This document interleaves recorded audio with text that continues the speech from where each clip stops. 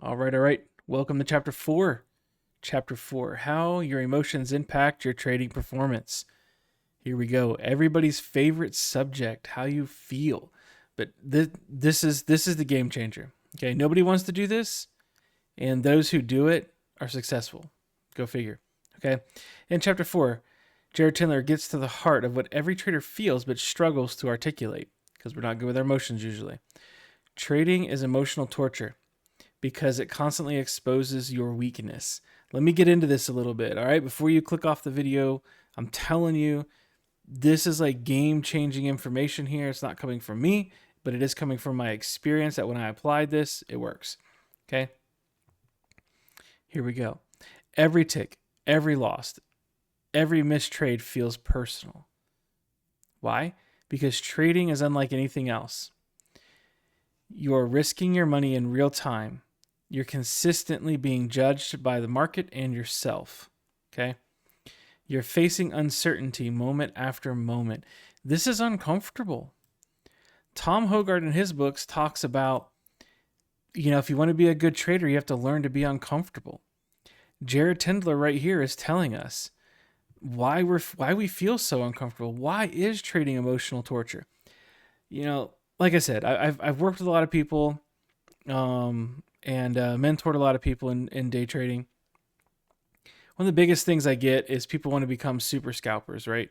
Where they're like scalping the lowest time frames and they're just sitting there like clicking, printing, able to follow a strategy and just print money, right? That's what we want. The truth is that when you have to make that many decisions, that quick of time, and to be constantly in a decision-making mode of uncertainty, it is emotional torture. It truly is emotional torture. And I mean, I highly recommend doing some intraday trading where you're taking just a couple trades a day. It seems to be a sweet spot for some. But anyway, okay. The more trades you make, the more decisions you have to make, the more it's going to emotionally wear you down. Scalping is it's a heavy burden. Okay, I usually, if I do some scalping like that, maybe 2 hours, maybe 3, and I'm done. I'm smoked. By that time, I'm done. And in that pressure cooker, your emotional flaws get magnified. Okay, this chapter explains how emotions like fear, anger, greed, overconfidence, and hesitation don't just show up randomly. They arise from a deeper mental structures tied to past experiences, beliefs, and unresolved issues. Okay? If you have personal issues from your past, I suggest going to a professional, work with it. Okay? Work through it. At least to the point where it's not bleeding out into your life and into your day trading. Because when you have to live or work in this kind of environment full of uncertainty, full of judgment, facing your flaws at every turn, making decisions like this, it is mentally draining, and you need every ounce of like just steadiness that you can get. And that's going to be from dealing with stuff head on. All right. Tendler helps us understand emotions don't destroy performance. Unregulated emotions do. There's nothing wrong with having emotions, guys. There's something wrong with having unregulated emotions.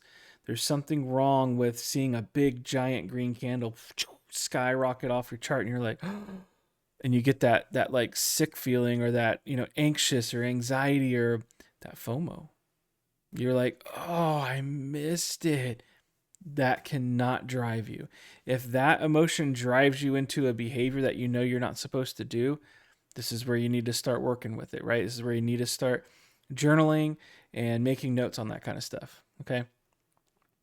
Emotions don't destroy performance. Unregulated emotions do. To perform consistently, you do not need to eliminate emotion. In my opinion, you can't. It's wired in, okay? We are humans, all right? You need to learn how to recognize when emotion is starting to interfere and interrupt it before it takes over. We talked about that in the past videos, okay?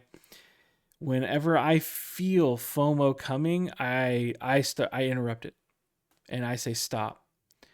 deep breath, whatever your mantra is, and you start injecting logic into that thought process before the emotion takes over. All right. So let's talk about some key takeaways about this chapter. Trading triggers emotional volatility because of risk, uncertainty, and constant feedback. Every market tick, it feels like judgment. Okay. Your emotional issues didn't start with trading.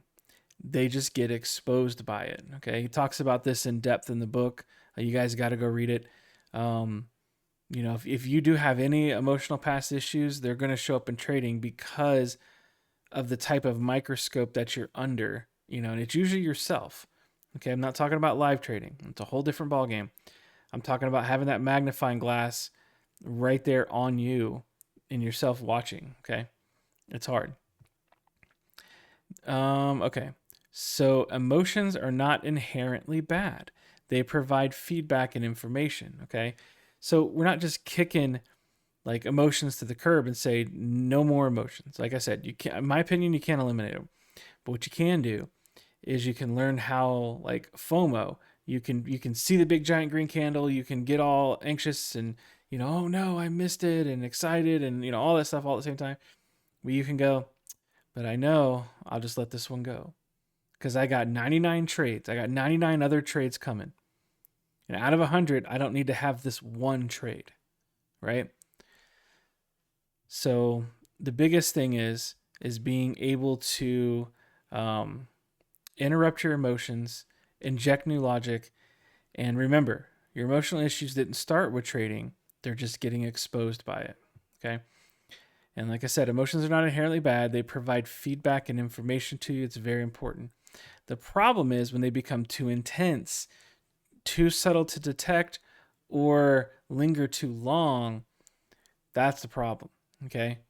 And this is what you got to work on. The only way you're going to do it is by, learning like face on what kind of trader you are, what kind of emotions you deal with, anger, confidence, fear, anxiety, whatever, right? You got to journal it. Okay. So performance equals skill minus emotional interference. Okay.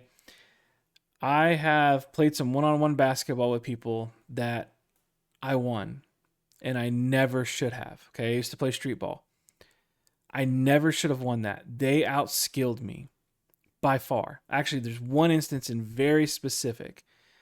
By far, skill was way higher. How did I win? I got in the mind. Okay, I was a street baller. It was a little bit of like a performance thing for me with the tricks and stuff. Soon as I entered his mind, man, it was like I instantly in his world got elevated and I was better than he thought I was better than I was. And it was like, it wasn't full skunk, but I shouldn't have even, like, it should have been bad. It should have destroyed me. So performance equals skill minus emotional interference, not minus emotion. I mind the emotional interference. Okay. We don't want this interfering with our strategies. How many times do we have our strategy and we're like, I'm gonna stick to my strategy, I'm gonna stick to my strategy, I'm gonna stick to my strategy, and you don't, right? Anybody? Right? Okay. Why? Because you haven't trained yourself what you're gonna do when that emotion arises. So therefore, you're gonna get emotional reaction, and that's how you're gonna follow through because you have no other training. Okay. All right. So action steps. Identify your 1 to 2 emotional interferences. Ask yourself, when do I consistently underperform? What emotion is present when it happens, right? Let's go over a couple examples. FOMO leads to chasing. Okay? Now you're in the middle of your zone, right? You got your low, your high, and now you're in between because big green candle pushed the price up. And to enter would be like this huge stop loss, like a 1-to-1 trade. And you're like, oh, do you still continue to chase that trade? Sometimes you get a healthy retracement, into something that fits your trade where you get the proper risk to reward and you can enter and you don't miss out. And sometimes that green candle, that sucker just keeps going. and it just blows to the roof and you miss out. So what? 99 other trades. Okay. Fear, it leads to hesitation. This is a big one, right? Actually, fear can lead to FOMO because you wait. I need confirmations, more confirmations, more confirm. Okay, big giant candle. That's a pretty big confirmation. But now it's too late. So what takes over? FOMO. Now you start chasing it. Now you're buying the top or the middle or whatever, right? I mean, we've all been there. You understand what I'm talking about. Tilt. Tilt leads to revenge trades. Okay. I used to be a tilt master and then I got it under control. Now it just sneaks up on me every now and then. This is my silent hunter, right? This is my like cheetah in the grass that's like hunting me. And then out of nowhere, it comes to get me. I have to watch this one. All right. And I know for me, the problem with my tilt is I don't like being wrong. And I like revenge trading because I was actually good at it at some point. I was a profitable boom and bust trader because of my revenge trading skills were just good, which is terrible. Teaching me very bad habits, messing with my consistency. I would lose accounts that otherwise I would keep. Okay. But that one sneaks up. I have to pay close attention to it. Okay. So start a signal tracker. All right. Each time one of the emotions shows up, write it down. Write down when it started and then what triggered it. Okay. How did it affect your trade or your mindset? I'm telling you, this is game-changing stuff. Okay. And what I like about this the most is I'm not like, listen to me. Listen to this random YouTuber that, you don't know. I'm saying listen to Jared Tendler, which if you look at the man's professional background, this is what he does. Works for professional poker players, professional day traders, performance-based sports, psychology, all kinds of stuff, right? Listen to him. Okay. This builds early detection awareness. So powerful. Okay. You want to talk about a powerful ally? That's it right there. Early detection awareness, which is crucial for emotional regulation. All right. Understanding the emotional curve. There's a curve where a little emotion equals helpful, focus, energy, and motivated. Too much equals loss of control. Okay. If you feel a little bit of FOMO, you might be like, oh man, okay, got a little bit of FOMO. Man, that's a nice displacement. That's a nice green candle. Okay, I'm motivated. I'm focused. I got energy. I'm good. Look, it came down. It's giving me what I want. Okay, cool. All right, let me take that. Cool. I got that trade. I waited. Okay, that was the big point about this I'm playing out. Is I waited for it to retrace and I got in. Cool. That's great. Okay, that's what you want. Just a little emotion. Too much. Big giant green candle. I need to enter now. Oh, I'm not gonna wait. Click. And then what does it do? Boom. Throws you instantly into a drawdown, which may just drum up more emotions. And now you want to close and reverse to a short.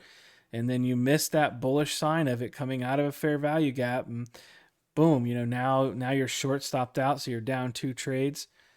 Okay. Things like that. How do I know? Sure. Lived it. Okay. Start nothing where you are on the curve. If you're hitting the tipping point, pause and reset. Okay?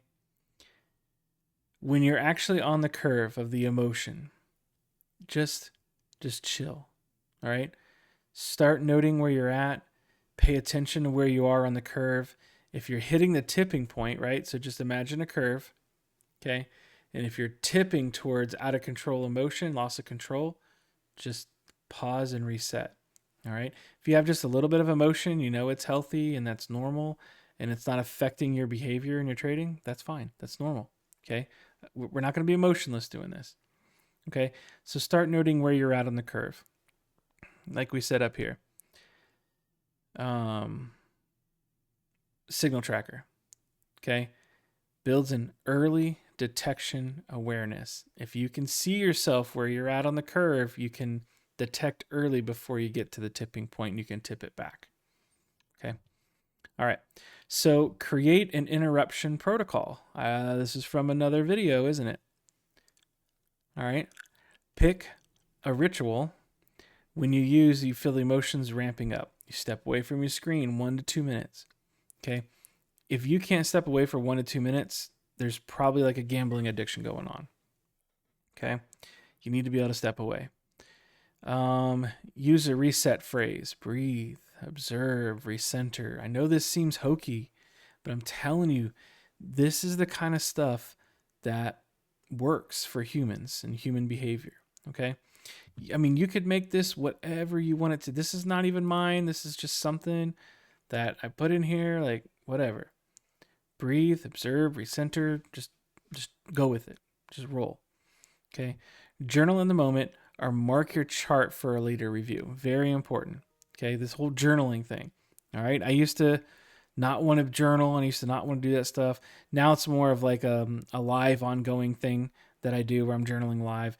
Usually I only journal if something big happens, but I am constantly working on my early detection awareness constantly.